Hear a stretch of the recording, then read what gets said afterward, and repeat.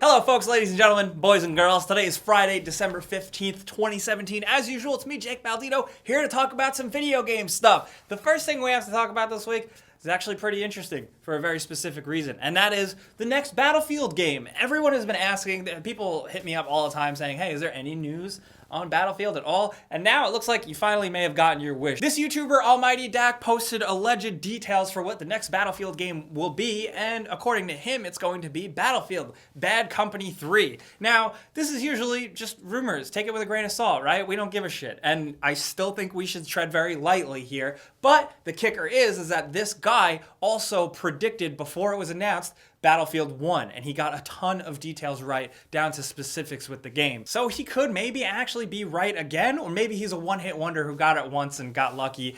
I don't know for sure, but if this is the case, it could be great. It's also kind of funny, like it's almost a too good to be true type of thing, because everybody wants Bad Company 3.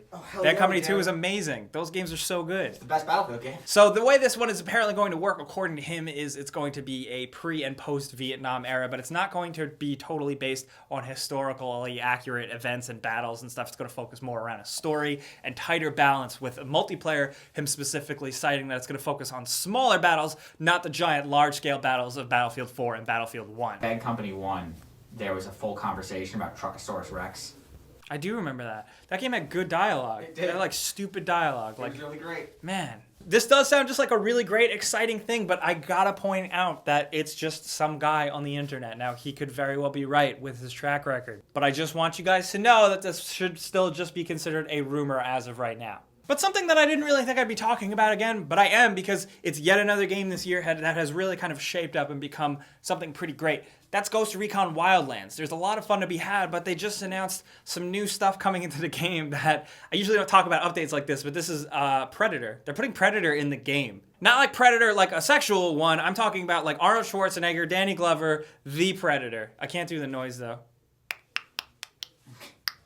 You don't get to play as the Predator, but you do get to battle him, and apparently it's going to be really challenging. It dropped right now, and it's going through early January, and it's essentially a challenge, and if you can beat him, you can get access to certain cool new things, like a Predator helmet and the Predator wrist blade. And it seems like, judging from the trailer and the marketing for it, it does seem like they're actually treating it with some reverence and kind of actually understanding what makes Predator cool. It's really embracing the original movie and the concept of just being lost in the jungle with something hunting you. I'm going to get on this as soon as I possibly can. I got to get back into this game, but if you have been playing it, I want to hear from you down in the comments. But something else, since we're already talking about games and updates, we should point out last week they did announce the Doomsday Heist, and it's actually pretty big. It's way bigger than people expected. The way it works, just like the basic setup of the game takes longer than the average heist, and all the stuff that you see in the trailer, like the cars and the jetpack and stuff, you can use in these missions that are almost basically like campaign missions. If you want to use them just in the world, you have to buy them, which some people aren't happy with, but that's how this is structured. But since we are playing a little bit of a catch-up, I do want to acknowledge PSX was last weekend, and we didn't have time to talk about it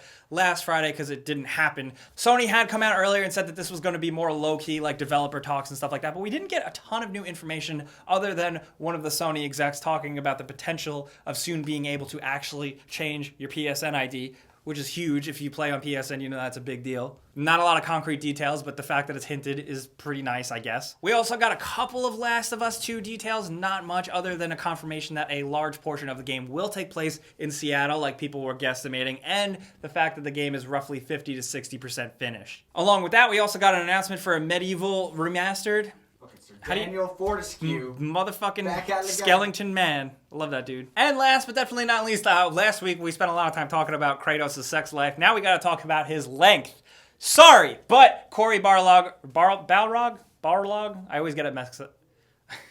Cory Balrog. Balrog? Call it Cory Balrog.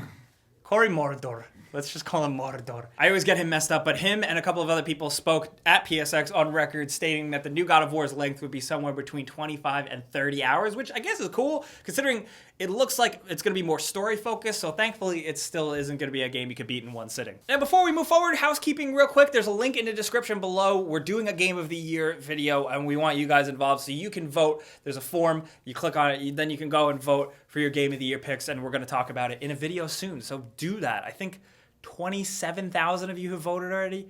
That's insane. That's crazy, dude. So get on that if you haven't. And also, you can argue about it on our Discord server that we set up. Discord.gg/gameranx. You can go in there. There's a bunch of people already in there. There's plenty of places where you can talk for different topics and find people to play games with. It's a good time. And every week or so, I'm trying to do this thing where I recommend longer things that you should read about video games because we spend so much time talking about video games, we may as well be pretty read up on them, right? Well, here is a pretty interesting interview from some of the BioWare guys around the original making of Knights of the Old Republic and eventually their potential idea that BioWare had for Knights of the Old Republic 2 that they scrapped. It's pretty interesting. It's Star Wars time, so check it out. It's linked in the description below, as well as everything else I talk about this week. But it's been a while since we talked about Star Citizen. It's a game that a lot of people try and rip apart, but it seems like now there's some actual legal issues going on. This is one of the biggest Kickstarter project games ever. $174 million has been raised for this game, and a lot of people have been being like, where is this game? The game is massively ambitious, maybe almost too ambitious. But Crytek is actually getting involved and suing the creators of Star Citizen for seemingly a lot of money because of some issues in how development went down. Initially, Star Citizen was intended to be developed completely on CryEngine, but then eventually the team ditched that in 2016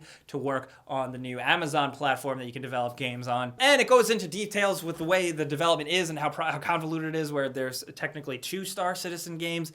Crytek has a problem with how that's handled, and their product has been misused. Apparently, there was a deal in place between the two parties that during this game, when it was being advertised and marketed, CryEngine and Crytek would be heavily focused on the branding, and now it's not, so they want to get back for that. Now, it's very interesting because Crytek isn't as big as it used to be. There are always reports of it being on the financial outs, so they are not an absolute giant that can take down Star Citizen, but I'm very curious to see how this is going to roll out. Because Star Citizen is coming along, despite what people say. It's hitting a 3.0 alpha, and people seem to be pretty excited to check it out. It's still an alpha, though.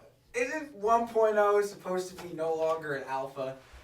That doesn't even make sense. Where do you fall in this? Did you give them money? Are you satisfied with the project and how its progress is going along, or are you on the other side? We don't really talk about Star Citizen a lot here, so I do want to hear from you guys just to kind of get a gauge. But moving on, this has been in the works for a while, and we haven't seen much on it, but now we got our first look, sort of. Overkill's Walking Dead game. We got a cinematic trailer, and I know cinematic CG trailers are technically marketing BS a lot of times, but this is a cool trailer. This is a really cool trailer, right? That trailer is sick. Pretty good. It's good. It's better than the Walking Dead show right now. But on the flip side, this could be a Dead Island situation where we get a little bamboozled. We get a little Dead Islanded. That's what I've been calling it. Nobody likes using that. Apparently, though, this trailer highlighting this one dude, apparently there are going to be a bunch of characters that they are going to highlight soon. So I'm curious to see where that goes. And obviously, I just really want to see gameplay of this thing. Oh, and one more thing. There's another link in the description. I know there's a lot, I'm sorry, but we are accepting submissions for PlayerUnknown's Battlegrounds glitches, specifically on the Xbox One version. If you hopped on, if you're a console player, the game is a little rough around the edges, so hopefully you come across some good glitches to send us. The best ones we'll feature in a video, so check it out. And briefly, just to save time, you know how the weekly console giveaway works. This is the winner right here. Congratulations. Be sure to keep an eye on your inbox and your spam box because we're going to get in touch with you to figure out how to send your console. Links in the description down below. But that's what's been going on this week. We're keeping it a little brief because there's a lot going on here behind the scenes. We got a lot of videos to make before the holidays, and with net neutrality burning down and everything, we gotta hustle. So let's talk about everything going on this week. Number one, of course, how do you feel about Star Citizen? Where do you fall on this line? Do you think they're taking far too long, or are you happy? What's the deal? Also, this new Battlefield leak, do you think it sounds legit or way too good to be true? Also, if you've been in our Discord, how do you like it? What else do you want to see? Let me know in the comments. I'll be down there talking to you guys. I'll also be on the new Discord. And I'll be on Twitter, Facebook, and Instagram at Jake Baldino. You know where to find me by now. But you should also know clicking the like button does help us out. If you like this video, it shows us that we should make more. And if you haven't subscribed yet, you should, because we put out videos every single day. But I'm going to go watch Star Wars all weekend because I'm that type of fan. Thanks for watching. Pizza's on me. See you guys later.